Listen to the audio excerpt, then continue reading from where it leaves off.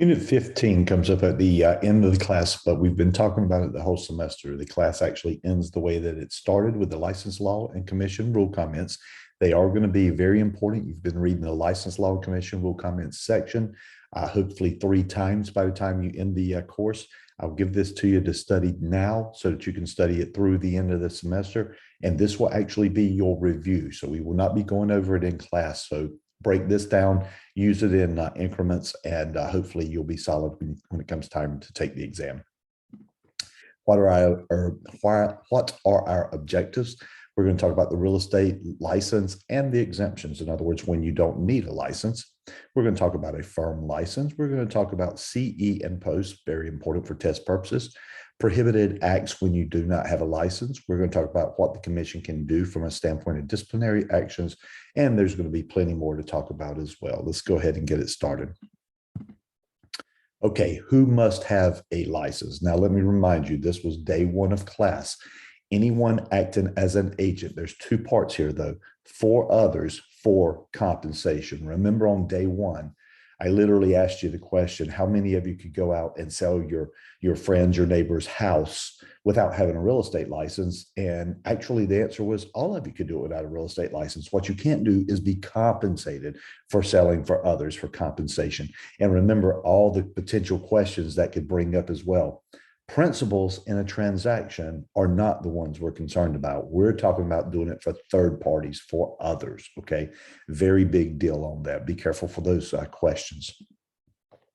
And then if you want to know what brokerage activities are, brokerage activities have been defined throughout this course. LL Beans is the mnemonic that we use. If you're going to list, lease, buy, exchange, auction, negotiate, sell, excuse me, real property for others, you will need a real estate license to do that. Again, for others, for compensation. And those are the activities that are defined as brokerage activities. Notice the question here has the red mark beside it, the red caution sign behind it. What if pay is from friend or family member?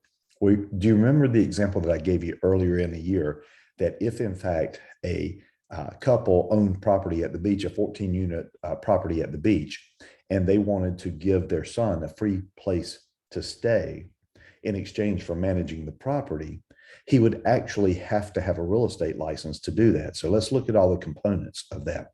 First of all, they own it. The couple owns it, not the son, all right?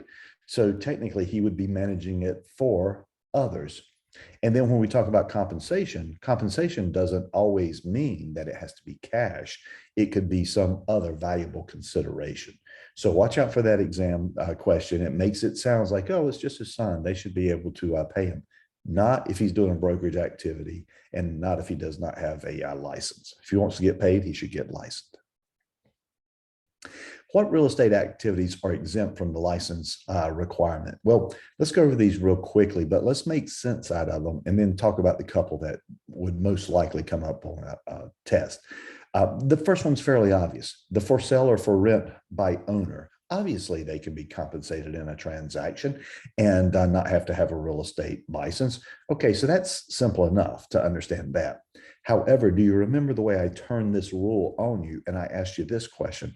I said, well, okay, what if I'm working working for a buyer and I am a buyer's agent? My buyer clearly does not have a license.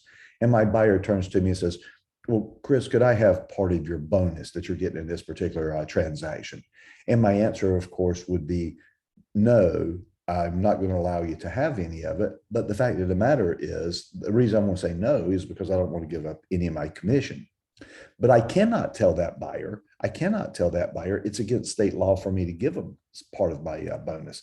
And the reason for that is he's a principal in the transaction. So he's not representing somebody else buying a property. He's buying the property himself.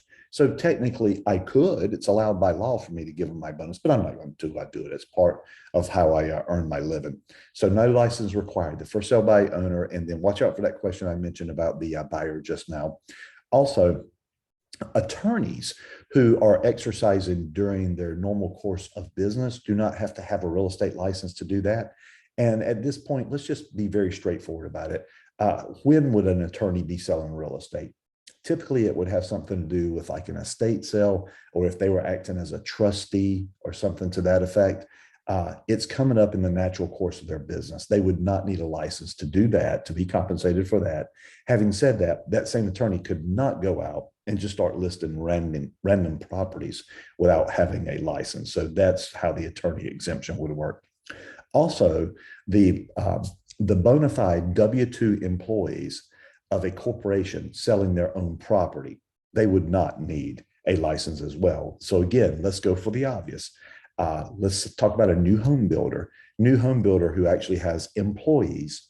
And if those employees are acting for the corporation, selling just the property owned by the corporation, they would not need a real estate license to do that. The idea behind this is it's kind of a glorified for sale by owner, because a corporation can only work through the actions of the parties. So therefore, the employees could sell and not need a real estate license to do that. A new home salesperson, though, could not go down the street and take a listing from somebody else. A couple of other exemptions: if someone's acting as a guardian, or someone's acting as an executor in a will, and then housing authority employees do not have to do it as well. Someone's working for the Housing Authority of Durham and they're involved in housing, managing housing, they don't have to have a real estate license as well.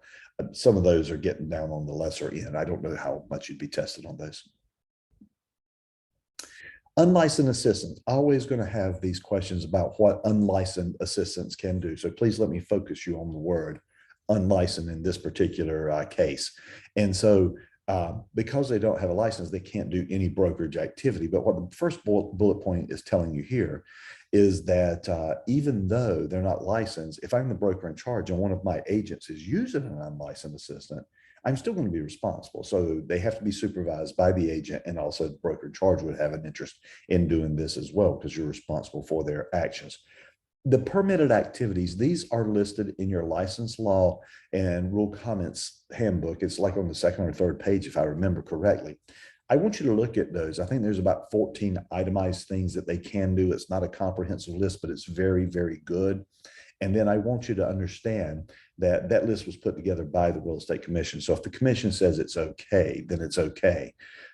You will notice that most of those are administrative in function. They could answer the phone, they could forward phone calls, they can gather public documents for the agent. They could actually even fill in some contracts and things like that, but they must do it under the instruction of the agent. They can put things into the MLS, but they must do things under the instruction of the agent. They cannot cull this information themselves and put it together. It has to be the agent that's doing those. If you don't mind, take some time and look over that list of permitted activities of unlicensed assistants. Also, make sure you're familiar with licensing in North Carolina. It's kind of interesting that the commission would say there's only one license, and it's a broker license, but there are these various categories of a broker license. For example, you guys get out of class, you're going to have a provisional broker license. So let's talk about that real quickly, what it takes to get a provisional broker license. All of you should be real familiar with that right now, because it took a 75-hour course for you to get your provisional broker license. Now, having said that, once you get your provisional broker license, what do you have to do to become a full broker or a non-provisional broker? You have to take 90 hours of post-licensing education. Let me tell you a couple of common questions that come up about this. It is 3 classes of 90 hours. You must have completed those within 18 months of when your license was issued. Okay, you could take them all early, you could take them all late. As long as you get them in by the 18th month, you're going to be fine by the end of the 18th month. During the time you're a provisional broker, you will clearly have to have a broker in charge if you're going to be active in the field.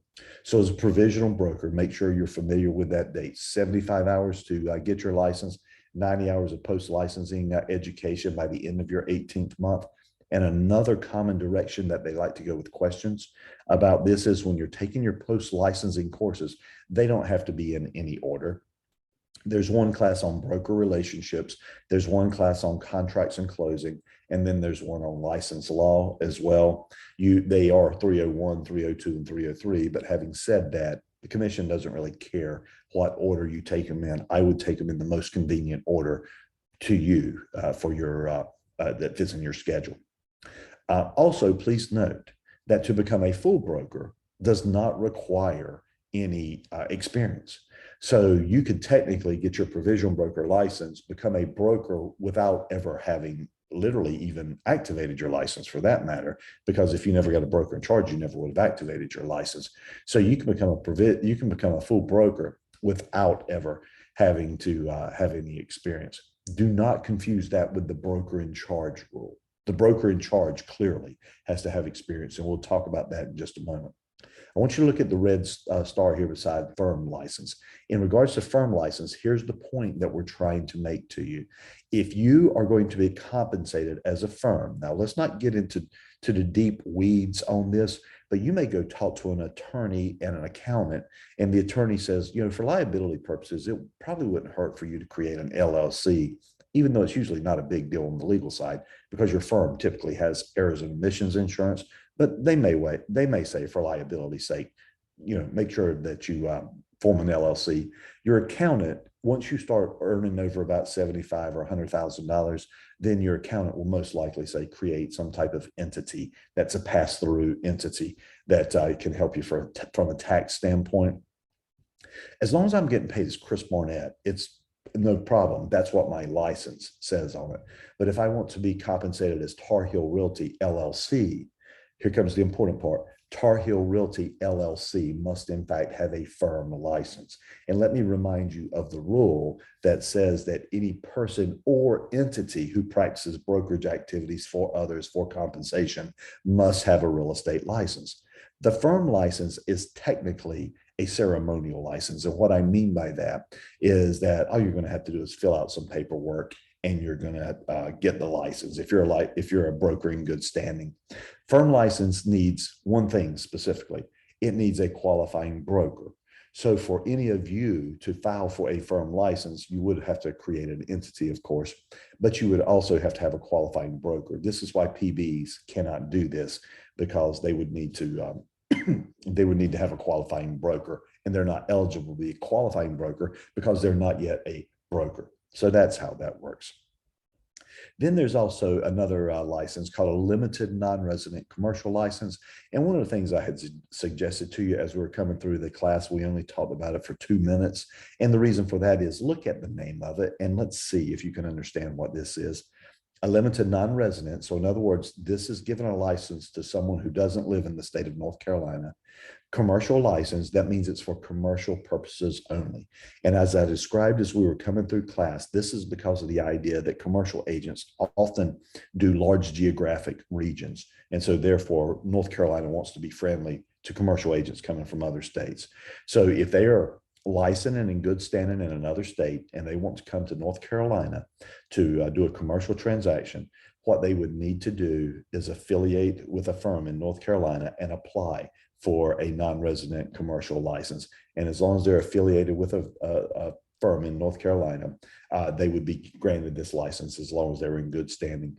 They can't hold trust monies. They can't do that. The firm that they're with should be able to do that for them, but they would not be able to hold trust monies under that particular license. If they wanted to do that in North Carolina, they would have to go through the same cycle that you guys did. They would have to get their own North Carolina license. But if they're just coming for a commercial transaction, it's not necessary. There again, we have a star beside that, but that's everything you need to know on that. And then, of course, keep practicing your test questions. Okay. What happens when I pass the license exam? Well, you will be issued a license on inactive status. You'll be given a license on inactive status. And this question is, what's the difference between active and inactive license? Well, for provisional brokers, the big difference is you have to have a broker in charge to be active. And the other big difference is you cannot earn compensation when you have an inactive license. Not only must you have a license, but it must be on active status for you to earn compensation. And we will talk in more detail about that on specific situations. But what's the difference between active and inactive? You have a license, but for some reason you have a deficit and your license is inactive. I will tell you what those are, but they may come up a little bit later as well, and we'll just touch on them then. So here we go. Provisional broker, to be active, to remain active. What does a provisional broker have to do? Well, first thing is, I've said a couple of times, They have to find a broker in charge who is willing to supervise them. Okay, boom, now they're active. The other thing they have to do to stay active is they must take their post-license classes by the appropriate time. As long as they take it within that 18-month window, they can remain active. If they go beyond the 18th month and they have not completed the cycle, then of course they would be inactive at that point. Provisional brokers also must take the appropriate CE at the appropriate time. CE, continuing education. Now remember, you must take continuing education no later than June 10th, but for provisional brokers, no later than June 10th on your second renewal. So in the year that you're getting your license, then you would not have to take CE. And the real estate year, you would not have to take a CE class the first year, but in fact, you would have to take it by your following June 10th. You can take it earlier than that, no later than June 10th. So find a broker in charge, make sure you take care of all your educational requirements, and you will stay active as a provisional broker. For a broker, obviously, the broker in charge is not as big a deal for a full broker because they don't have to be supervised by a broker in charge. So here we go. This question I just answered there. What if a provisional broker wants to be on active status? Find yourself a broker in charge and take the appropriate education. Okay, just redundant there. Those are your 3 classes for post-license and education, and it does not matter which order that you take them in. Continuing ed, remember, by June 10th, but for PBs, it would be by your second renewal. So technically you would get 1 free pass in the year that you got your license. And then what are the consequences if you fail to complete post or CE? The answer is exactly the same. If you don't take your CE, your continuing ed by the appropriate date, if you don't take your post license by the appropriate date, your license is inactive. Now, that word is very, very important. The word inactive typically goes with a failure to complete your education. A little bit later, we're going to introduce another word that students get confused about on the exam. But inactive almost always goes with an educational requirement, or if you lose your broker in charge, if you're a PB. More important here, okay? More important here. Well, not more so, but equally so. What is the difference between a current and an expired license? Well, when we start talking about current and expired, please notice in the picture here that it's talking about money. It's showing money. Well, current and expired has everything to do with fees.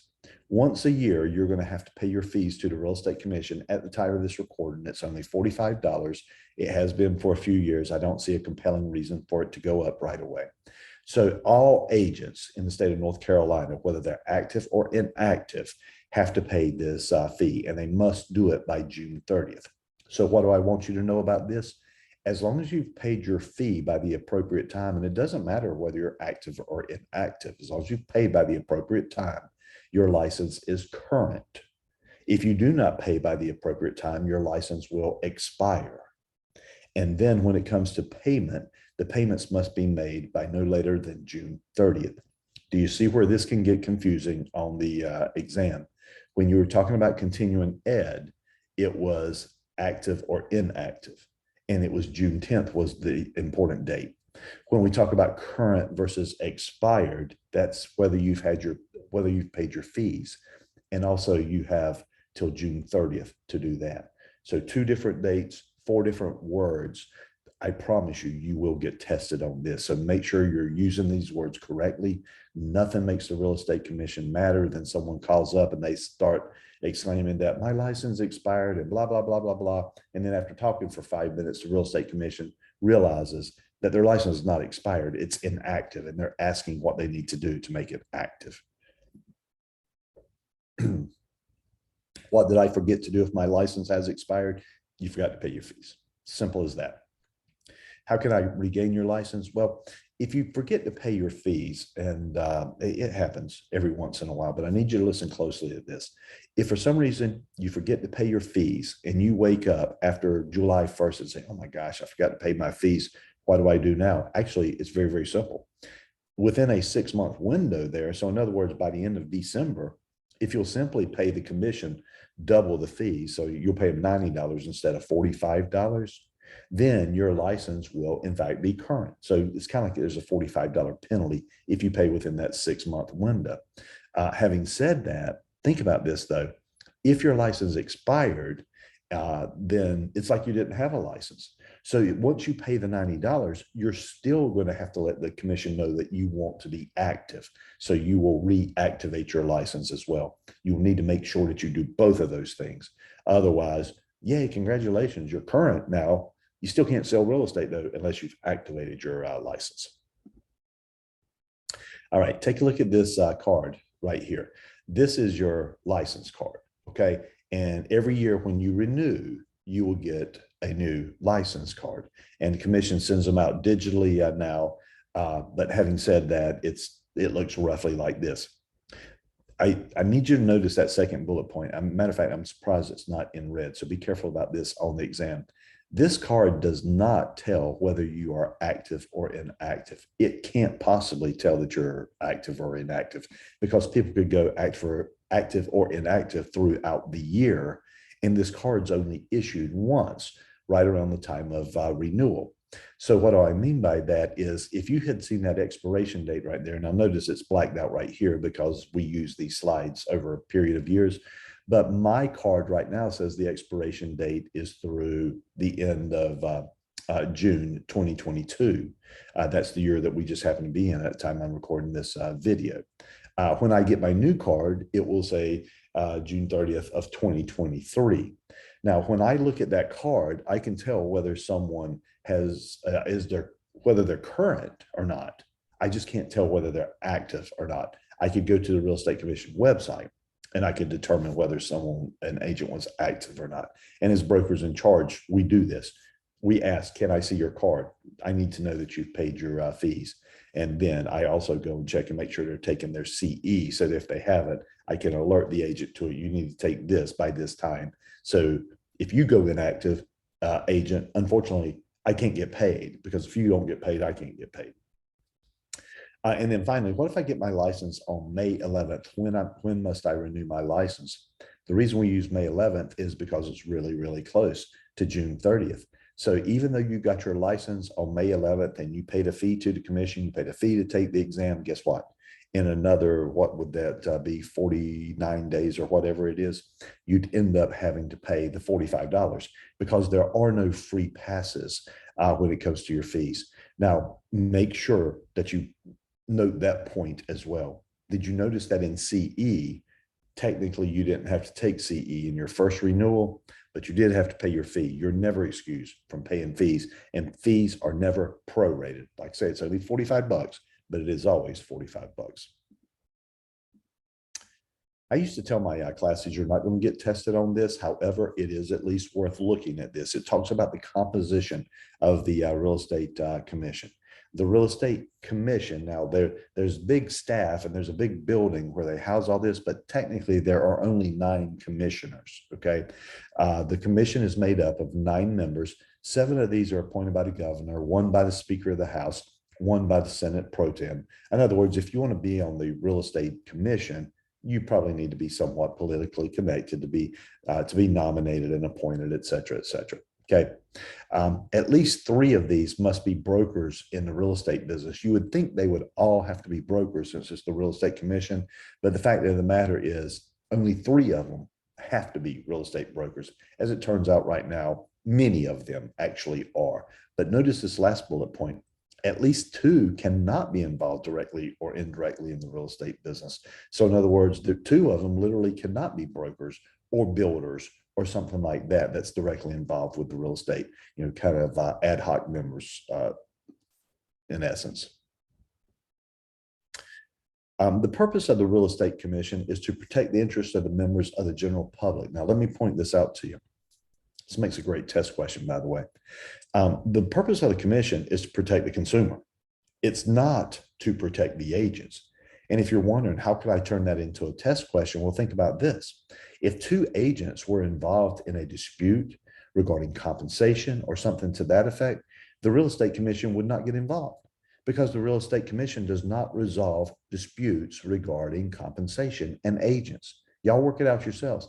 Go to the Association of Realtors if you want to, but the Real Estate Commission does not do that. The Real Estate Commission protects consumers. That's their whole purpose for existing.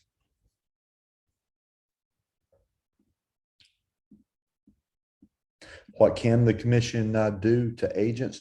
They can reprimand you, say you did a bad thing.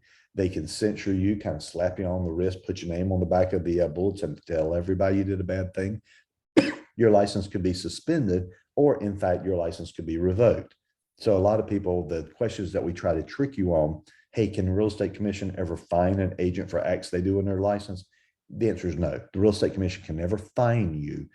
Let me remind you, the only one that can be fined by the Real Estate Commission is the developer of a timeshare, $500 per wrongful act. That's it, okay? Reprimand, censure, suspend, revoke. That's all the commission can do. But I mean, that's a big deal, because if your license is suspended or revoked, clearly you cannot earn compensation during that time, okay?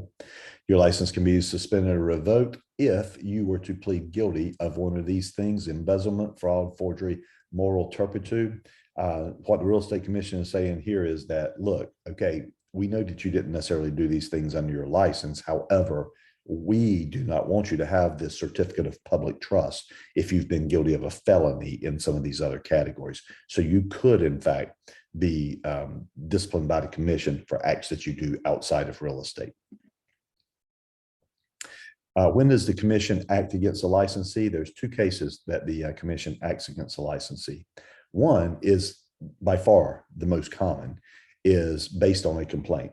If the commission gets a complaint and it's a legitimate complaint, even if it's anonymous, even if it's an anonymous complaint, the commission can follow up on it and investigate a licensee if they see that there's a violation of commission rule or a potential violation of commission rule. Technically, the Real Estate Commission could act to their own authority. They could just simply go out and audit your accounts. I will say that that's a little bit rare, because the Real Estate Commission is a relatively small organization and there are 100,000 plus agents in North Carolina. So it's rare that they do random tests except for trust accounts. That's one of the few times that the Real Estate Commission does random audits. So what's my answer to this question? When does the commission act against a licensee? Based on a complaint or based on like a random audit. Commission can seek injunctive relief for unlicensed activity. Let me tell you a couple of things here, because notice again, we're getting the red warning sign on this. A lot of people will say, well, golly, you know, why would I get a license then if the commission has authority over me? Why don't I just not get a license and then go out and do real estate activities? Well, what this is saying is, if the commission finds out about that, they can actually go to the courts and seek an injunction. And they can say, Chris is out there practicing without a license. Courts, stop him. Because what could the courts do? The courts could, in fact, fine him, not the commission. The commission has no authority over an unlicensed person, but the courts could certainly do that. Let me give you a much more common example that you see. Occasionally, a real estate agent will lose their license because they've done something wrong with the trust account. It's usually in property management or something like that. So the agent loses their license, which means they can't practice anymore.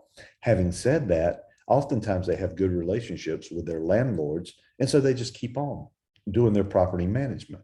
Well, if the commission catches wind of that, obviously they could step in and say, dadgummit, taking your license didn't stop you. So we're going to have the courts step in and tell you to stop, or you're going to start accruing fines on a daily basis. Seek an injunction. This is actually an interesting slide right here. So I'd like you to just, maybe stop on it, spend a moment for it. I don't know that you need to stay up late at night studying this or memorizing it, but it is interesting for you to know. The commission can't do the following things. They can't practice law, declare contracts void. I can't tell you how many times in the field that I will have an agent call and they say, well, there was a mistake in the contract and I called the commission and the commission said it was void. And I'm like, no, you didn't. I mean, the commission may have expressed their opinion on it, but they can't declare anything void.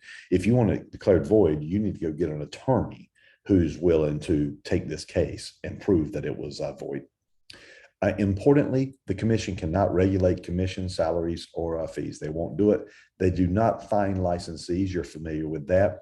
The commission, interestingly enough, does not draft or prescribe real estate contract forms. What happens is those forms are actually drafted typically by the Association of Realtors.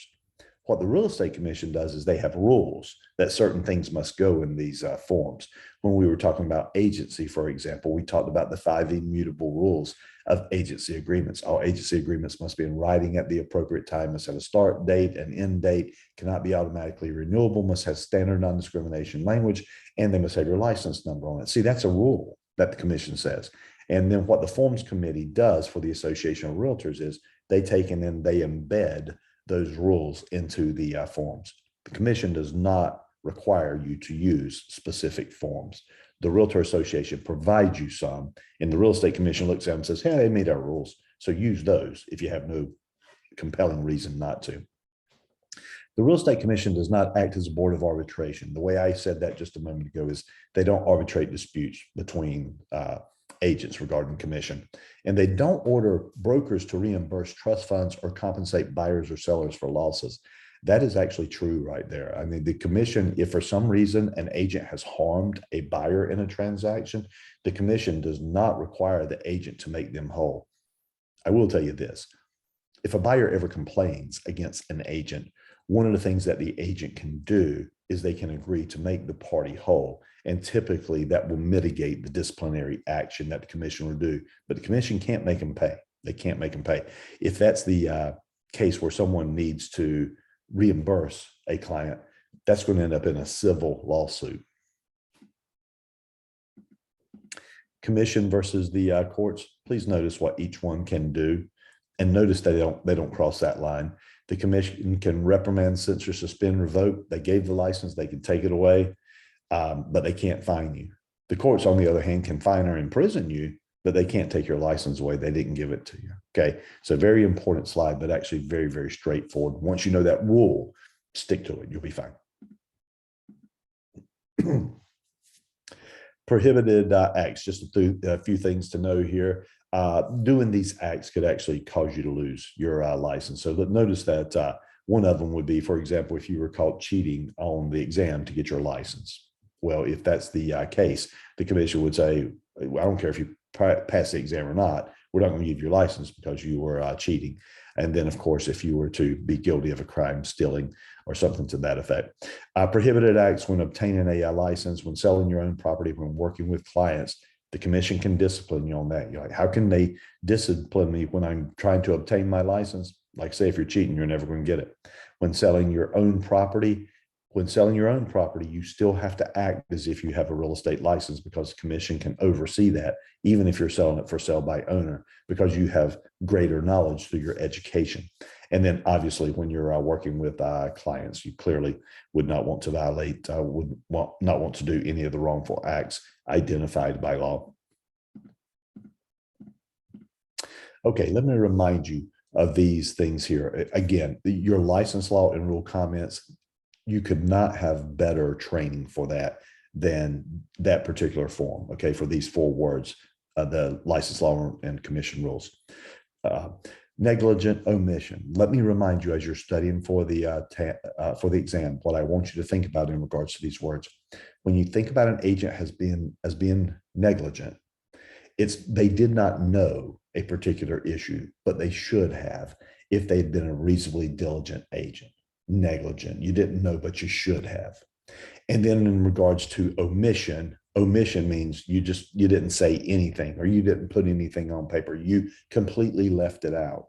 Well, when it comes to material facts, remember, sellers may have the option to not say anything, but agents never have the option of being quiet if they're aware of a material fact that could affect the parties. So negligent omission. You didn't say something, but the reason you didn't say something was because you were not aware. Doesn't sound like you should get in trouble for that. Here's the problem. You should have been aware. Okay. Great examples in your workbook. Negligent misrepresentation. In this case, you said something wrong. You didn't mean to, but you should have known better.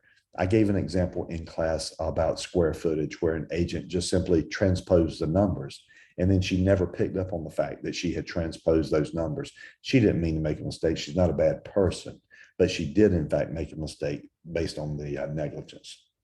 Willful omission. In this case, you actually you are aware of something. When you see the word willful, I want you to think of someone as having actual knowledge and just doing the wrong thing. Okay. So in this case, willful omission, you had actual knowledge about a material fact and you chose not to say or write anything. And then, of course, willful misrepresentation. You had actual knowledge of a material fact and you flat out lied about it. Willful misrepresentation. Okay. When you're looking on the exam, make sure you read the questions closely. A willful misrepresentation could be something as simple as this. The buyer asked the listing agent a question about the HVAC. The listing agent was aware that there was a problem with the HVAC, but the agent said, the agent replied, no, everything's in good working order. A word as simple as the agent replied just changed that from being an omission to being a misrepresentation. Clearly, the agent did make a representation by said, no, everything's fine. And it was in this case, it was wrong. So it was therefore a misrepresentation. Here's some examples here. These examples are actually the ones right out of the license law and rule comments, though. An agent knows that a zoning change is pending that would greatly enhance the value of the property. It actually doesn't matter which side of it you're on. You would have to disclose this. As a buyer's agent, clearly you would want to disclose that to your buyer. But even if the listing agent knew that it was going to greatly enhance the value of, well, I'm sorry, I said that backwards. If the listing agent was aware that it would greatly enhance the value of the property, clearly the listing agent would share that with the seller and everybody else for that matter. But what the point they're making here is if the buyer agent was aware that the listing agent had gotten it wrong and the listing agent was not aware of the zoning change, because it's a material fact, the buyer's agent would say, man, look, you got the zoning wrong in your listing. I just need to let you know that. And the listing agent says, oh, thanks. Well, if I'd known it was zoned commercial, I could have charged 3 times as much. I know it doesn't seem like the buyer agent should have said it, but the question is not should the buyer agent say it. The question is it material? And clearly a zoning change is something that would in fact be material. So the buyer would have to disclose that. Planned major highways, notice we have a star beside that. Planned major highways, clearly going to be material information. The agents have no choice but to disclose it. Agent knows that a change is pending that would greatly reduce the value of a property. Oh, these are the same ones. So I don't need to go in detail on those. Similar concept here. You can read that, but it's basically the same issue here. Once you know that it's a material fact, you have to disclose it. I don't care which side of the transaction you're on. Agent knows that a listed house has a major defect, crumbling foundation, no insulation, malfunction, blah, blah, blah, and fails to disclose this to the prospective buyer. Let's take a look at that. The agent was aware of the major defect and failed to disclose it. It sounds to me like it's going to be willful because he knew, and it sounds like it's going to be an omission because he did not say in this particular case. Okay. And then notice it says, would your answer change if the agent was not aware, but should have been? If that were the case, it would have been a negligent omission. Okay. Interesting here. Remember, every question has to have 4 potential answers, and this is just as illegal as the stuff we talked about. Not only should an agent not lie or conceal, but they also should not make an effort to have false promises that are likely to induce a sale. So let's take a look real quickly at a couple of the examples here, and so you can see what a false inducement looks like. An agent promises a prospective apartment tenant that the apartment will be repainted before the tenant moves in. The agent then fails to have the work done after the lease is signed. What did he do? Promised that it would be painted. They signed the lease. He didn't live up to it. That sounds like a false promise, and it would be a violation of real estate commission rule. Okay. Agent promises a property owner that if he or she lists with her the house for sale with the agent's firm, then the firm will steam clean all the carpets and wash all the windows. Firm then fails to have the work done after the listing contract is signed. False inducement. I got you to sign, and then I didn't live up to what I said. False promise. Clearly, it's misleading behavior on that and a violation of commission rule. Undisclosed dual agency. Clearly, this is going to be a category that we want to make sure that you're very, very familiar with. Undisclosed dual agency in North Carolina is against the law. But please listen to what I said. I said undisclosed dual agency. Disclosed dual agency is fine. If both parties are aware of dual agency, they sign the appropriate forms, that is absolutely okay. So let's look at our scenario here. House is listed with firm X. When showing the house to a prospective buyer, not represented by firm X, an agent of firm X advises the buyer to offer substantially less than the listing price because the sellers must move soon and is very anxious to sell the property fast. If you're not following along with that, let me remind you what just happened there. Someone with firm X told the buyer some news that is actually going to help the buyer in this particular case without the permission of the seller. So it appears that the agents acting on both sides of this transaction, they are misleading this buyer in an understanding of agency. Let's see what happens next. The agent and firm X are contractually obligated to represent only the seller. By advising the prospective buyer, as indicated in this example, the agent is acting to the benefit of the buyer without the seller's knowledge and consent. This act violates both the license law and the law of agency. He was acting like he was working for both sides of the transaction. And actually, I would argue that he's not really acting very well for the seller since he didn't have the seller's knowledge or permission to do this. Undisclosed dual agency, that's a big deal. But again, you're taking test questions, practice test questions on this. So you should be very, very familiar with this by the time the test rolls around. No self-dealing, you can read that while I'm talking about this. But having said that, this is one of the, I think when we're coming through class, I probably used this example. I said, courts hate conflicts of interest. In other words, are you cutting yourself in a deal without letting the other parties know? No self-dealing, not while you're an agent. That would be breaking your fiduciary responsibility.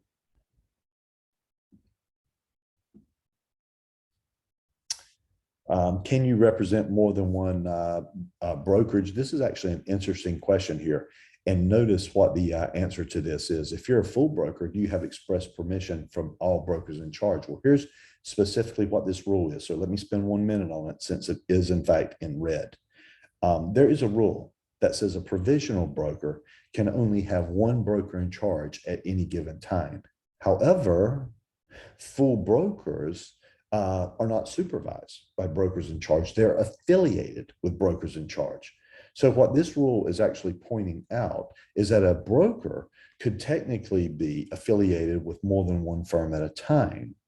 And then what the second part of the slide is making you aware of is, well, they can only do that with the full permission of both parties. So let me give you an example of what that might look like.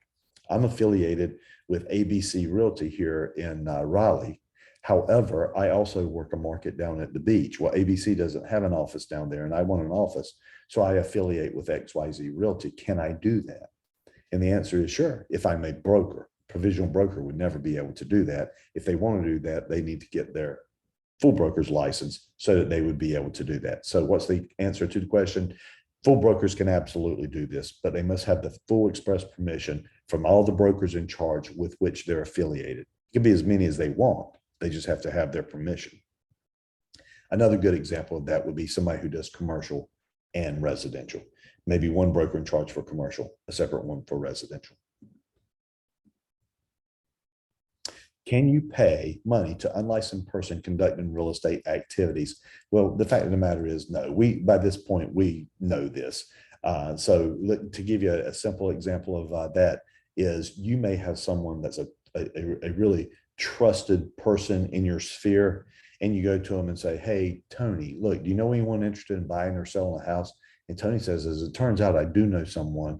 They just found out they're going to be pregnant with triplets. They're going to need a bigger house. I'm sure they're ready to sell their house and buy a new one.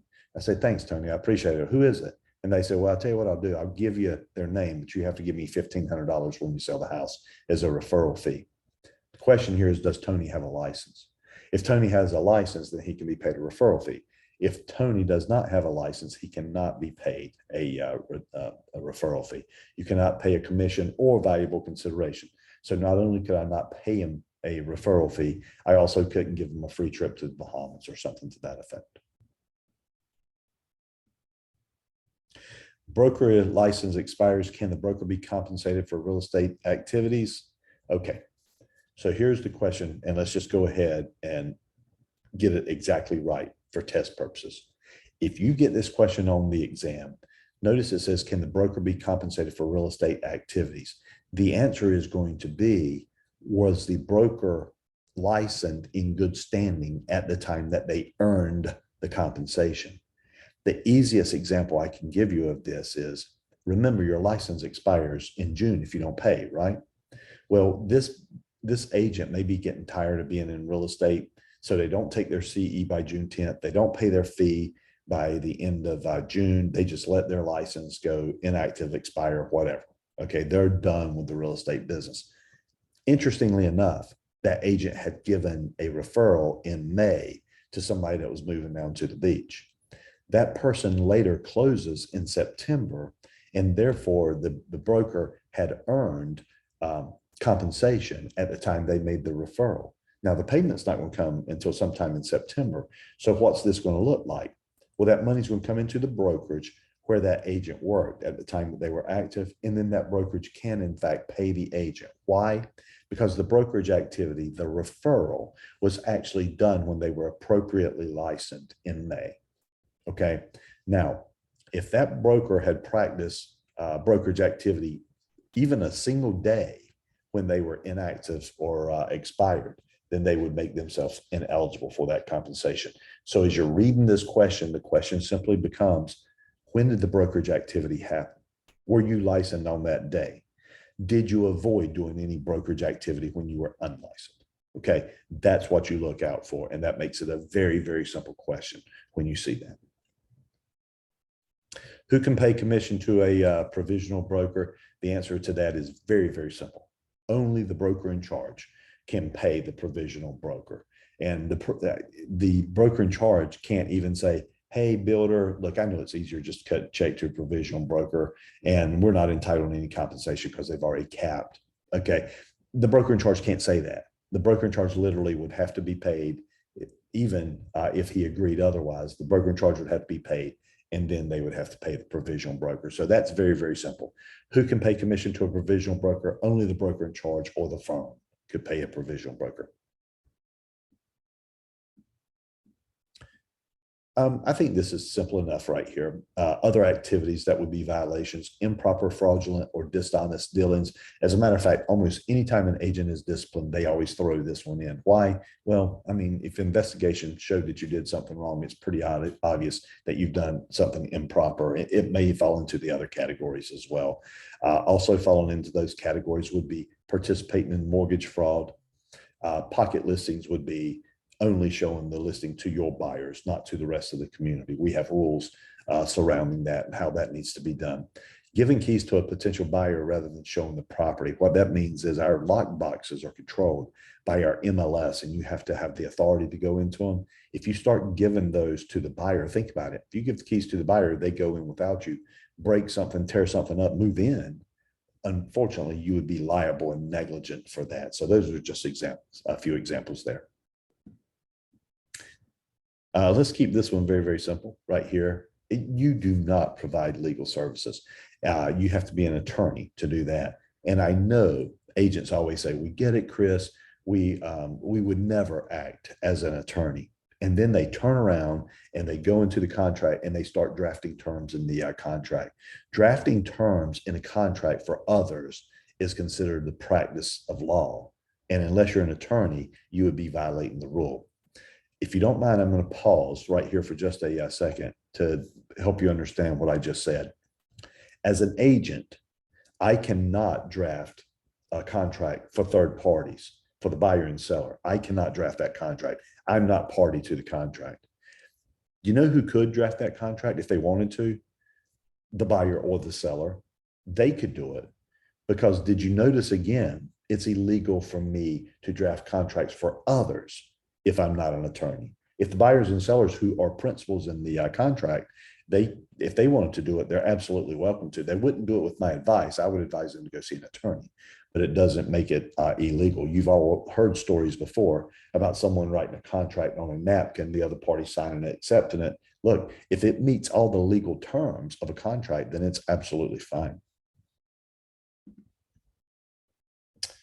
If you were, you would also have to report it to the commission if, well, matter of fact, let me be a little more specific on this before I rush through. If you were found guilty, agent, if you're convicted and found guilty of a crime, if you were disciplined by another licensing board, like if you had an appraiser's license and you were disciplined for that, you have to report that to the commission and you have to do it within 60 days. Okay, that's just what the rule is.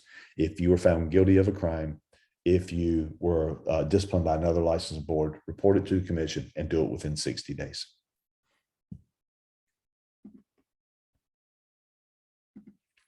The point we're trying to make here is what must be reported to the commission. It's convictions. You would not have to report it to the commission if, in fact, you had a minor traffic offense. Those are not crimes, so you would not have to report those. Those are infractions. You don't have to report them. Also, if you were arrested but never convicted, you wouldn't have to report that to the real estate commission as well. So that's all we're saying here is actual convictions. That's what you report to the commission. And within 60 days. What must be in all written agency agreements? We've talked about this many times, so I'm going to fly through this. Your license number, because the commission says so. Anti-discrimination language, again, the commission rule. And then, of course, in the agency agreement, you would also talk about your compensation. Now, I did not say that specifically, but let me tell you why that's important. Your compensation has to be in there because compensation is an essential term of an agency contract. What is an agency agreement? It's technically an employment contract. So an employment contract would, in fact, have to say how much you're going to be paid. Notice this, if I were studying this, I would note the word oral by our agency. I would note the word oral. What must be agreed to an oral by our agency? Well, remember, it's still an express agreement because an express agreement is an agreement where the terms were expressed. It's not in writing, but the fact of the matter is it still needs to be expressed. And for it to be expressed, you would, of course, have to talk about your compensation. The buyer can't agree to agency if you haven't discussed compensation. You haven't expressed the terms of the oral buyer agency agreement. And then this is complicated, but I do want to remind you as you're getting closer to the test, don't forget the idea of dual agency, and don't forget the fact that dual agency could be oral. In the days that buyer agency could be oral, dual agency could technically be oral as well. This is not me recommending it. This is me telling you that it's a possibility. But I want you to remember, for test purposes, oral dual agency can only occur if the buyer is in an oral buyer agency agreement. Okay. If the buyer is in a written agreement, there is no such thing as oral dual or designated agency at that time. Okay. If you have any questions about that, please ask me. That is almost certainly going to be a test question. It's a toughie, but if you know what the rule is, you'll never miss it. Working with a real estate agent brochure. Let me remind you, you will go over the Working with Real Estate Agents brochure at first substantial contact. So here's my advice to you. In regards to first substantial contact, I would know what it is and I would know when it occurs. And what it is the point in time when one party or the other starts to act as if an agency relationship exists. In class, we talked about the idea of when you start discussing confidential information as opposed to material facts.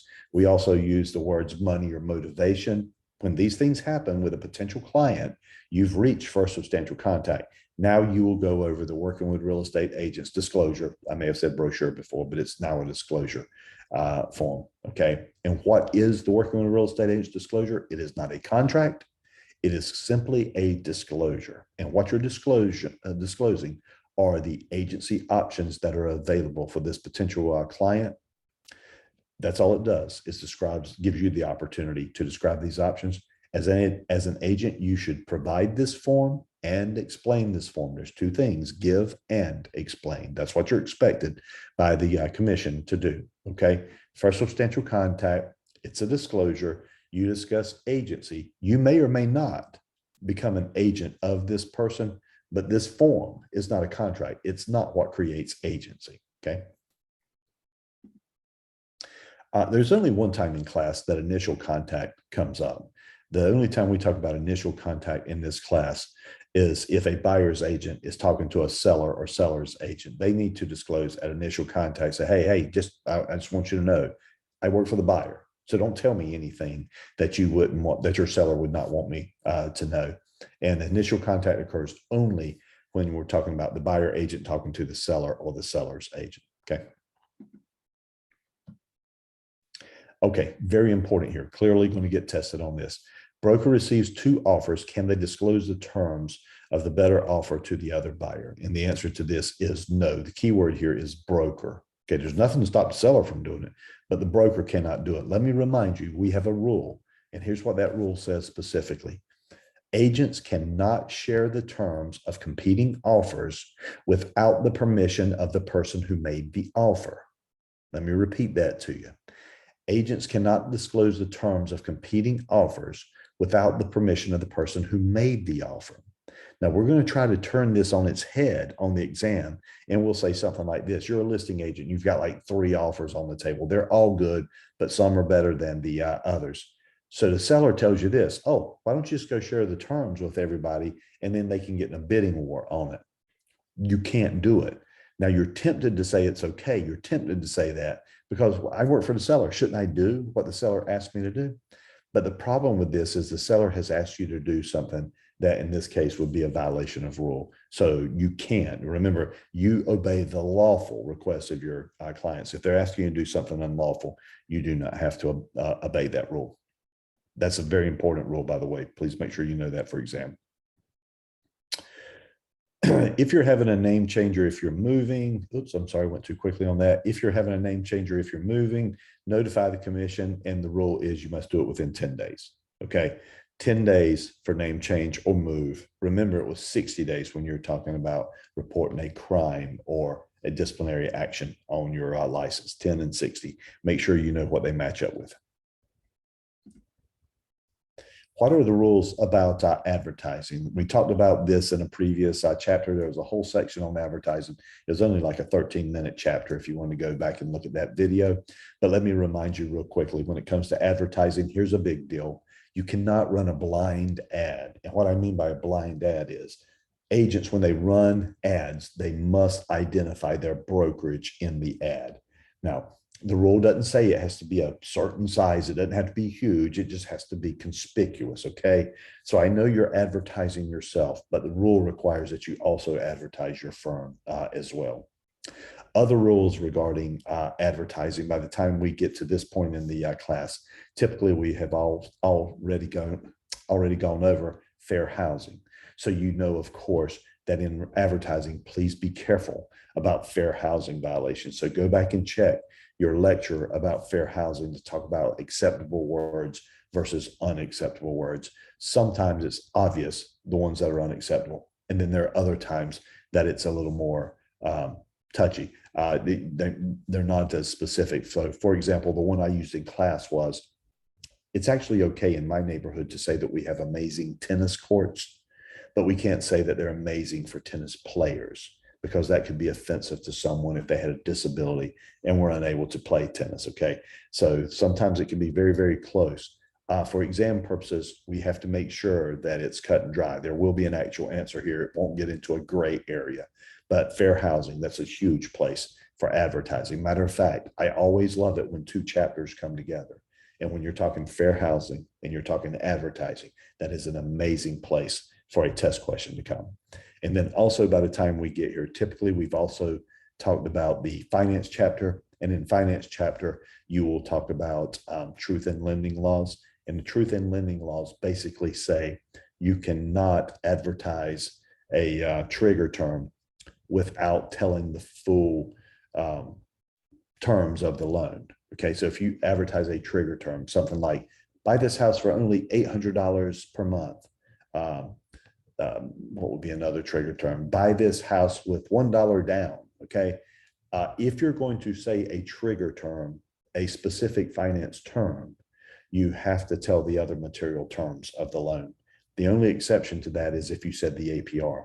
If you said the APR is 3.275 or something like that, you would not have to do the other disclaimers. And the reason for that is the APR is said to be the true cost of the money borrowed. Those first 2 examples I gave you, buy a house with only $800 a month. Well, I mean, it may require that you put $100,000 down. So that would be a material term that a client would be interested in. Okay. So when it comes to advertising, what do I always think of? Blind ads, fair housing, and truth in lending. Those are the three I study for that.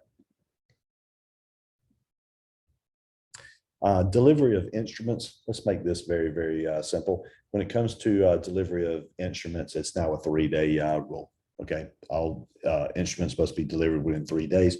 We live in a world now where most things are digital. You should be able to do it almost instantaneously, but the law actually allows you up to 3 days. How long must we maintain records?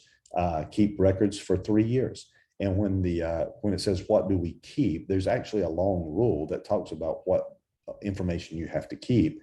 But let me give you a brief example of this.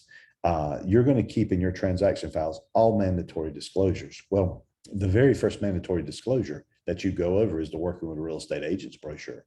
The fact of the matter is, if this person ends up not buying anything, not going under an agency agreement, you may end up having a file that has exactly one document in it, and it's the Working with Real Estate Agents disclosure. But guess what? It's a mandatory disclosure, so you'll keep it the mandatory time, which is a minimum of 3 years. Obviously, agency agreements, obviously offer to purchase and contract, any receipts of monies you have, you keep those. It's a long list of items that you have to keep. Matter of fact, the list even goes on to say something like this: any other documents that are relevant to the transaction at hand. So it could in fact include things like your text, your emails and stuff like that. So how long must we retain the records? The answer is a minimum of 3 years. With everything being digital now, it's almost like forever, but 3 years is the rule.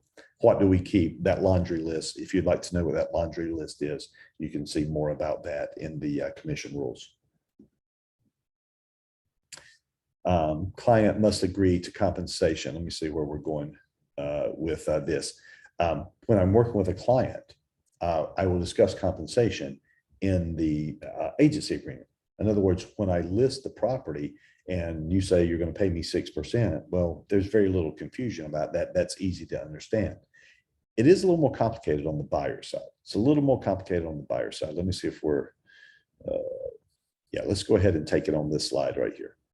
Okay, I want to remind you about Rule 109. So on the buyer side in the agency agreement, you still have to discuss your compensation. If you'll go back and watch the video on that, I described, a lot of times it'll be 2.4% or 2.5% or 3%.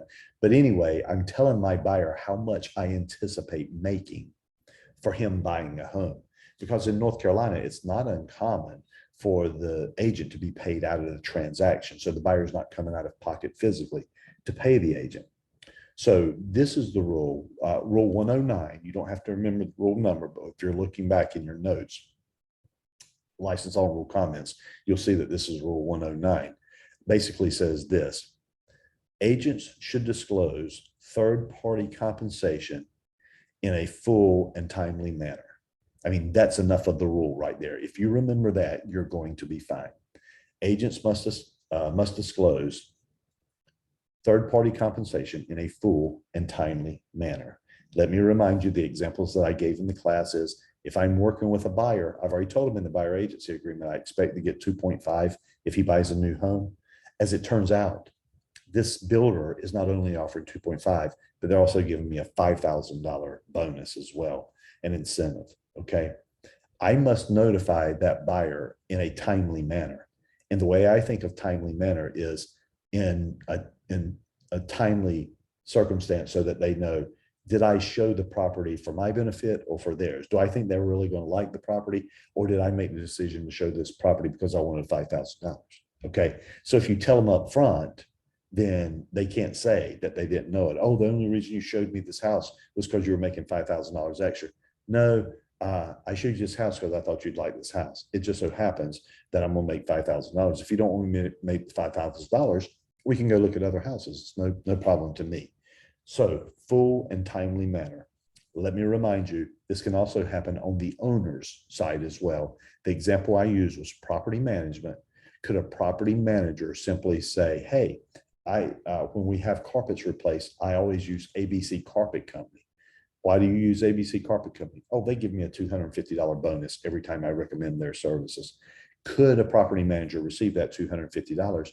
And the answer is yes, but they would have to disclose it to their client because they're being compensated by a third party. Full and timely disclosure. And notice this is not just if you get cash. It could be something as simple as you giving a trip. It could be something as simple as someone giving a car away if you sell 3 houses in their neighborhood.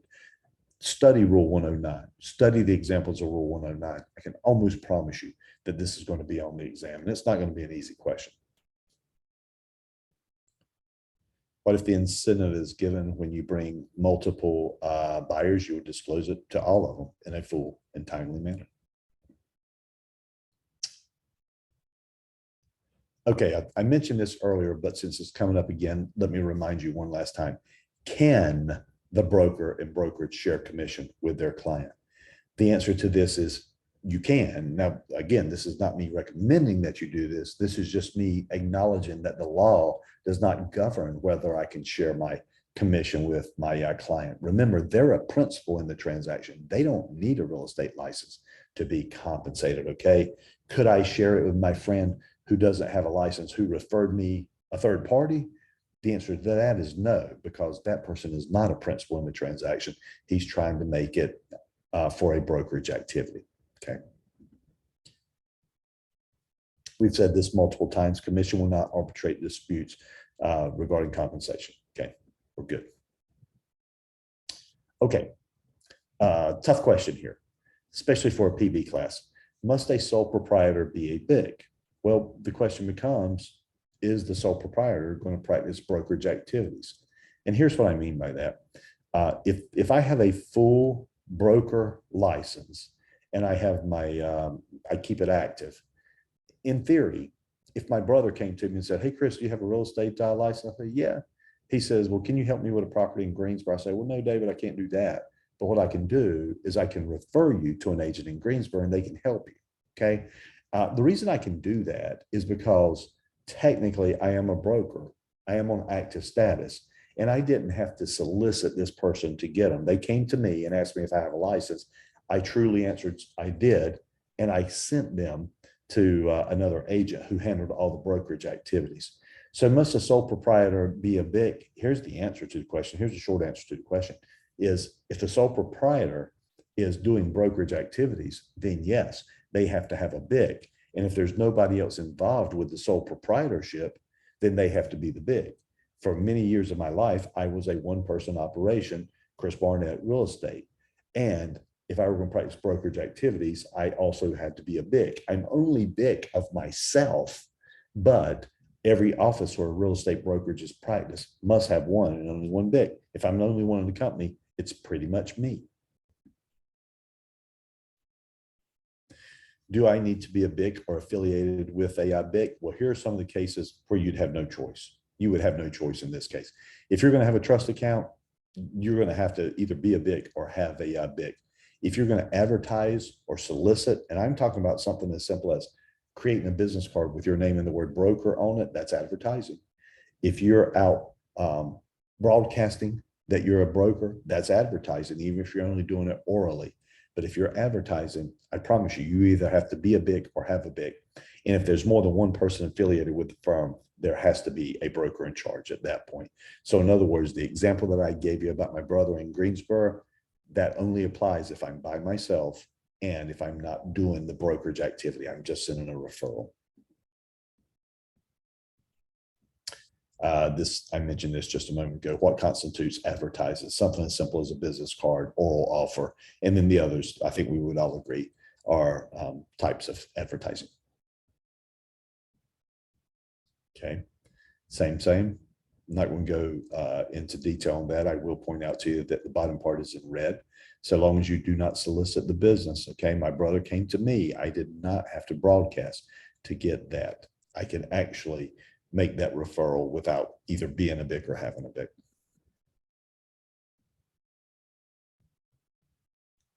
Again, just redundant here, what you can't do.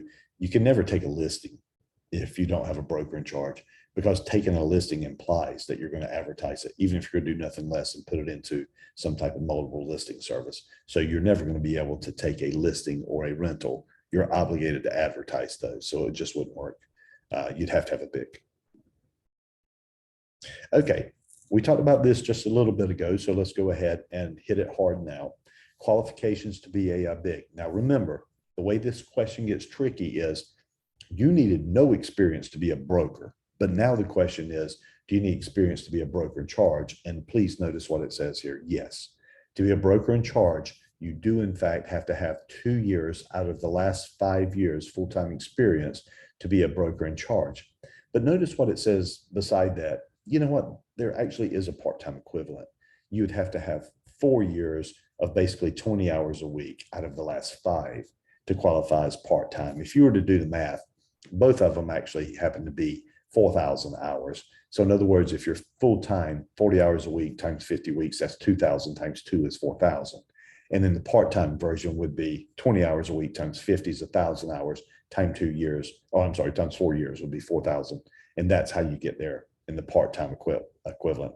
Or exceptional experience. In exceptional experience, we're probably talking about like real estate attorneys or something to that effect, or someone who had an amazing career in selling new homes for 35 years. Maybe we give them the chance. To be a broker in charge, please note that you do have to be on active status and you cannot be a provisional broker. Now, do you recognize that provisional broker? Oh, actually, it's not the case anymore. Before this law changed, it was possible to actually still be a provisional broker and have 2 years experience. But since the law changed, gosh, in 2020, then this is no longer applicable. Okay. So clearly you can't be a provisional broker and be a broker in charge, but your license must be on active and remain on active status. If I want to be a broker in charge, not only must I reach the rules, okay, but then I actually have to take a course. But be careful about this. This 12-hour broker in charge course that I have to take, I have to do it within 120 days of naming myself broker in charge. Now, let me make this very, very simple for you. If you think about it, this makes a whole lot of sense. All brokers in charge have to take the 12-hour course when they first become brokers in charge, okay? But the reason there's the 120-day rule, you could take the class before you named yourself broker in charge if you wanted to. But a lot of times people end up in weird situations where they want to be broker in charge, and it turns out they have to do it immediately. Maybe someone died or moved or whatever. Chris, we're tapping you. You need to be broker in charge like today. Okay. Do I have the full-time experience? Yes. Are you a broker? Yes, I'm fine. Okay. We're going to go ahead and send in the form and designate me as the broker in charge. And I have up to 120 days after that time to take the broker in charge course, the 12-hour course. The reason for that, like I say, is in emergency situations, you have to be able to name a BIC in a hurry. What is a BIC primarily responsible for? Well, when we look at this is the commission kind of give us a hint on this. The first A, you could say, stands for agency. The broker in charge is responsible for all agency in the firm. Matter of fact, even for brokers. Typically, we talk about the broker in charge supervising provisional brokers, but the fact of the matter is even the brokers should practice agency correctly. Why is the broker in charge responsible? Because the agents are practicing agency on behalf of the firm, and the broker in charge is in fact responsible for the firm. The other A stands for active status. And what that means is I'm responsible for making sure that everybody's license remains on active status. Again, think about it. They're out there practicing for me. I can't have unlicensed people working for me. All right. And then the final A is for advertising. The broker in charge is responsible for all advertising done in the name of the firm. Okay. The two T's stand for this. One of them's obvious, the trust account. The broker in charge is responsible for the trust account. The broker in charge can delegate that action. In other words, it can hire a bookkeeper, an accountant, or something like that. But at the end of the day, the broker in charge is always responsible for the trust account. Now, a lot of firms don't have trust accounts. And so that takes part of the burden off the broker in charge's shoulder if you don't have a trust account. But if you do have one, the broker in charge is responsible. In regards to trust accounts, like I say, if a question comes up, says how many trust accounts must a firm have? Well, the answer is 0. Now, if the question is how much must they have if they handle trust monies? The answer is, well, they must minimally have 1. They could have more than one trust account, but they can't have less than one if they handle trust money. Okay. If they handle money in a fiduciary capacity for their clients. The other T, by the way, stands for transaction files. The broker in charge is responsible for making sure the transaction files are in order and maintained for posterity for the 3 years. Let's see where we're going here. The seller's disclosure. Okay, I see where we're going here. In regards to the property disclosure form, let me remind you here, I'll just read. Licensees are expected to assist sellers with the completion of the form. In other words, you can give them competent advice. It is not your job to answer the questions. With completion of the form, but should not complete the form. In other words, the agents don't complete the form. The form for a seller, they should not complete the form for a seller or advise a seller to what representation or no representation to make. What it's saying right there is my advice should be, seller, you're required by state law to complete this form. Having said that, you could just yes, no, or no representation in regards to the questions. If you have any questions, feel free to talk to an attorney. And if that person turns to me and says, well, what do you think I should check about the plumbing? Do you think I should check polybutylene? And I'm like, I'm not going to help you answer these particular questions. You need to answer those the way that you see fit. Now, if I just happen to know it's polybutylene, obviously I could say the pipes are polybutylene, but I'm not expected to have that level of expertise because I'm not a plumber. And so it's not necessary that I do that. My advice is you're required by law to fill this form out. If you have concerns, we can get you in touch with an attorney and they can explain it a little bit better.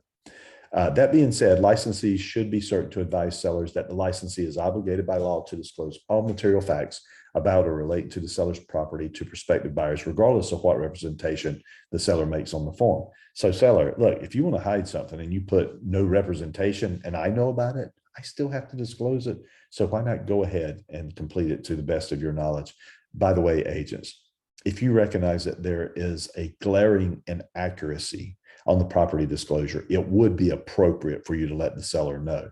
So I just actually told you two things there. After the seller fills it out, the agent should go over it and make sure that there are no glaring discrepancies in that case. And if there are, they should alert the seller of that. In regards to the closing disclosure, this is very, very simple. In regards to the closing disclosure, agents are only responsible for those items that they can be aware of. So for example, in the closing disclosure, the sale price, how would the agent know the sale price? Well, it's actually in the contract. So you have a copy of the contract, you probably wrote it if it was a resale. So you know what that number is. The agent should make sure that the client gets their appropriate credit for due diligence and earnest money. Why? Because it's in the contract. The agent should be able to determine that. The agent would not necessarily know some of the bank fees. The fact of the matter is the agent doesn't work for the bank. That was a conversation between the lender and the client. So the agent may not be familiar with all of those. The agent might not be familiar with what a title search costs or what the attorney charges or things like that. Only if they were given the information would they know that particular information. So what's my short answer on this? What is a broker's responsibility? The broker is only responsible for those items that they can be aware of. And typically those are things that are in the offer to purchase and contract. Trust money is simply money that you are holding in a fiduciary capacity. It can be security deposits. It could be earnest monies. It could be monies that someone has given you to hold in escrow for the repair of a house after closing or something to that effect. Or if you're a property manager, money that they have given you to pay the landscaping company when they come out and do the grass. All right. You're holding it for others in a fiduciary capacity, in a trust capacity. That's what trust money is. Very specific rules about how to handle it. Okay. Never let your trust account and your operating account, the word is commingle. You would never commingle your operating funds with your trust account. As a matter of fact, there is this concept referred to as reverse commingling, and it goes something like this. If I'm a property manager in my trust account, I'm collecting rents in that account. And so what happens is as those rents collect, I'm entitled to my commission. Well, it's in the trust account. I can't allow that money to just accrue in there. I need to flush it out and write myself a check to the operating account for my compensation. If I just leave the money in the trust account, I'm considered to be reverse commingling in that particular case. So what's my point? The word is commingling, and you should not commingle the money of your operating account with your trust account or vice versa. That is how people lose their license. In regards to trust money, this is actually very important in this day and time in North Carolina. So please make sure you take a look at this. In regards to trust monies, on the left-hand side of your screen, earnest monies, monthly rents, and security deposits, those are all monies that you're holding for others. They go into a trust account. If you have a trust account, those are the type of funds that can go into that. I want you to take a note on the right-hand side, though. Because when it comes to due diligence fees and option fees, these are monies that go directly to the seller. And if they go directly to the seller, I could actually drive them over to the seller's house, but I don't have to put them into a trust account. It said that on the right-hand side, due diligence and option fees, agents are custodians of that money. And what that means is I should safeguard it while I'm driving it over to their house to hand it to them. I actually prefer my agents not even touch this money if possible. Having said that, it's very common that the agents do touch the money, but all they do is touch it long enough to get it to the party that it goes to, typically the seller. What must a provisional broker do with trust money? Get it to the broker in charge as soon as reasonable. That's the short rule on that. Actually, I will say this, provisional brokers, they get it to the broker in charge or whoever the broker in charge designates. So if the broker in charge said get it to the bookkeeper, that would be fine. Where can the money be held? This is actually a specific answer having to do with a trust account. I don't know that it's particularly fair for a pre-licensing class, but we'll deal with it anyway because it's not that difficult. The answer to the question is, and if you ever see it on the exam, this is your clue on this. The money must be held in a bank in the state of North Carolina, a federally or state insured bank operating in the state of North Carolina. However, a few years back, they actually passed a rule that said you can actually put it in a bank out of state, but here's the key. The bank out of state must allow audit privileges to the Real Estate Commission. In other words, the reason in the past that they said you had to put it in a North Carolina bank, all North Carolina banks had to open up their books to the Real Estate Commission if they were audited, but banks in other states wouldn't necessarily have to do that. So what the Real Estate Commission said is, think about it, if you're a property management company, in Charlotte, it's very possible that you might have a bank in South Carolina. So what the commission says today and what you're to look for on the exam is it must be an insured bank or S&L, either in the state of North Carolina or that allows audit privileges to the Real Estate Commission, to the North Carolina Real Estate Commission. Must be FDIC insured. What are the deposit requirements? I'm not sure where it's going with that particular slide, but security deposits go into a trust account. And then according to the Landlord and Tenant Act, they are going to be governed by that act. So in other words, if the landlord and tenant are in a dispute about the tenant security deposit, the Tenant Security Deposit Act says that money must be returned or forfeited within 30 days, in some cases as much as 60, but in most cases 30 days. In other words, it doesn't follow the rules of typical disputed monies in the trust account. That's a little bit of an arcane topic. Rent and repair funds, this is what I was describing to you earlier. They would be considered trust monies as well. They're in the trust account, and then once the vendor does the work, they're paid out of the trust account and accounted for through the trust account. I'm holding it for others, Okay, here's the rule in regards to if the money is paid in cash. Actually, if you don't mind, let me go back for one moment here. I didn't remember what the clue was in this one, but now I remember what the clue is. When it talks about the deposit requirements, this is actually very, very specific. So we're talking about the number of days to deposit the money. So let me go back and start from that standpoint. If you ever receive earnest money or security deposit by check, the money must be deposited within 3 days of contract. Okay, no later than 3 days of contract. And here's what I mean by this. Think about the earnest money. When typically is the earnest money given to the agent? Well, it wouldn't be given until you go under contract. Okay. In other words, you may be riding around with it in your car for 3 days before the property ever goes under contract. So what the commission says the rule is all trust monies must be deposited into the trust account within 3 days of something. And the rule here is 3 days of contract. That applies to earnest money and security deposits. Okay.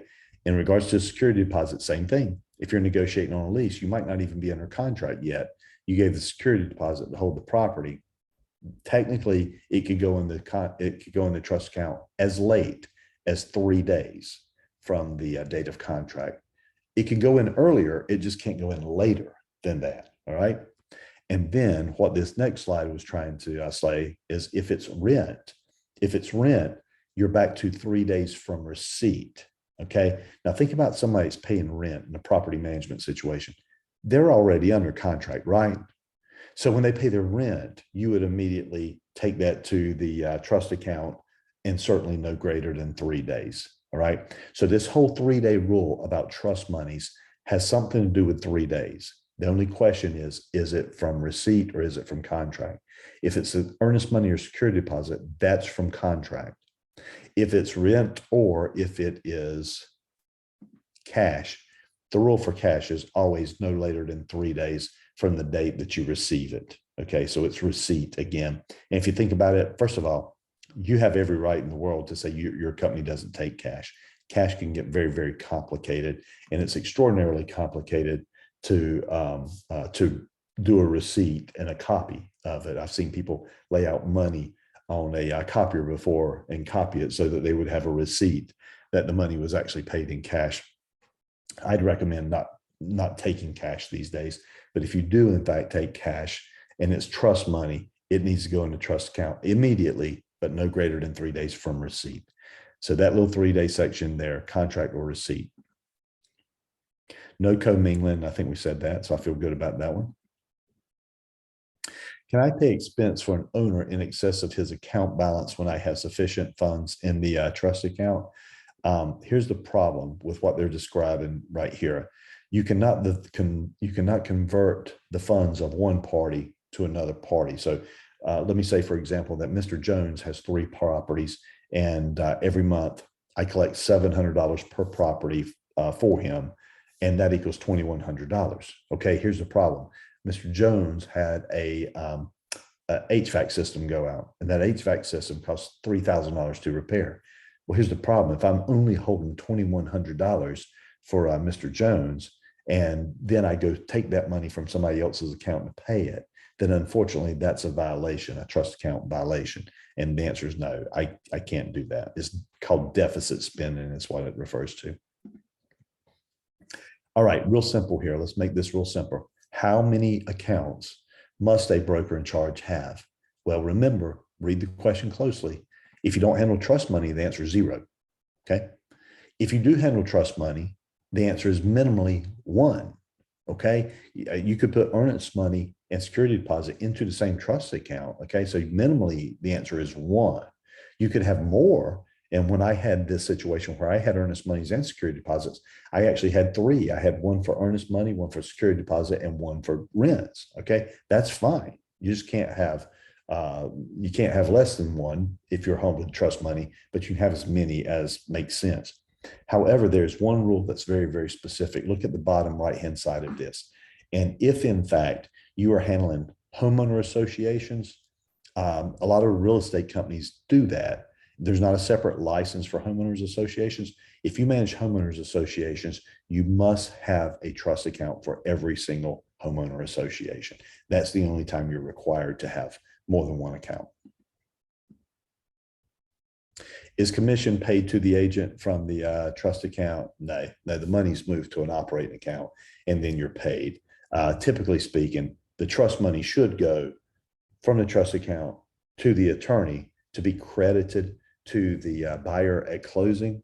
Having said that, sometimes the attorney will just say something like, hey, just keep the money in the trust account. We were going to have to give it to you to pay the agent anyway. And when they do that, the money must be converted from the trust account into the operating account, then pay the agent. You don't pay your agents out of the trust account. That's the bottom line. In regards to a dispute over earnest money, here's what's going to happen. And this is specifically the rule, and this is outlined in your offer to purchase and contract. You can read it as many times as you want.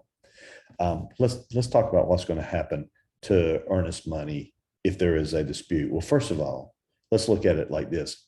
If the buyer makes an offer and it never goes under contract, the buyer just gets the earnest money back. Okay. If the buyer goes under contract with the seller and then the buyer breaches, the earnest money goes to the seller. I mean, it's exactly like what you would think it would be if you were writing it. If the buyer breaches, clearly he forfeits his earnest money. If the buyer and seller are under contract and the seller breaches, then the buyer is entitled to get the earnest money back. Okay, now that's what the contract says. Occasionally it will happen that there's earnest money at risk and the buyer and seller dispute. Our contract today should not allow for disputes because of due diligence. The fact is that if the buyer backs out after due diligence, then they should lose their earnest money. That's what the contract says. And if the seller can't deliver clear title, he should give the earnest money back because he can't deliver clear title. And that's what the contract says. But occasionally you'll get two parties that will dispute about the earnest money anyway. And here's what the rule is. If there is a dispute regarding the earnest money and it's sitting in your trust account, these are the rules. Very, very straightforward, not simple, just straightforward.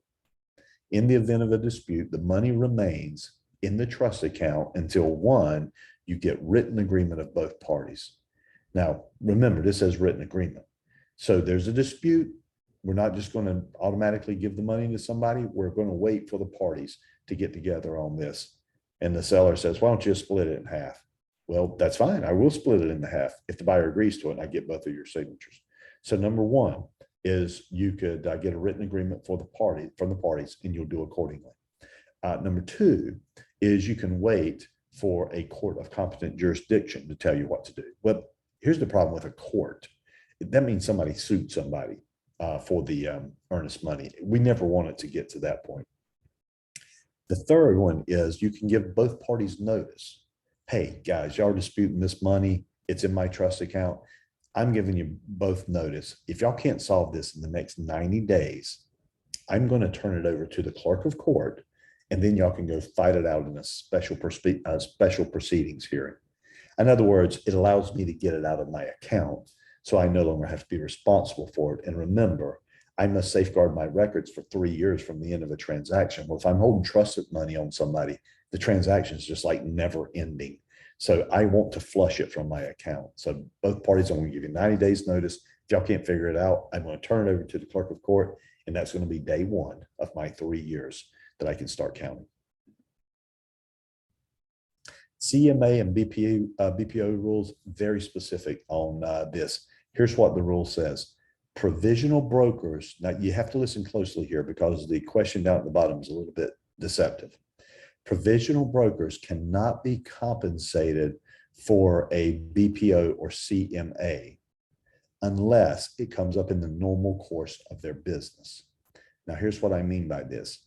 Brokers can actually do CMAs for compensation. They do it all the time when banks are looking for BPOs for short sales or foreclosures or something like that. Brokers are a great resource for that. Having said that, the rule specifically says that provisional brokers cannot do it. Okay, they can't receive compensation solely for doing the BPO. Brokers can, provisional brokers cannot. The reason I say that this is deceptive, I know that sounds fairly straightforward because I was so emphatic about it. But having said that, the reason I say it's deceptive is provisional brokers can in fact do CMAs and BPOs in an effort to get a listing or when they're working for a buyer, because that comes up in the normal course of their business. And clearly they're going to be compensated as a buyer agent or a listing agent in those cases. So just be careful with the confusion. Here's the short answer to this particular question. Provisional brokers cannot do BPOs solely for compensation unless there's a chance that they're going to get the listing as well, the normal course of their business.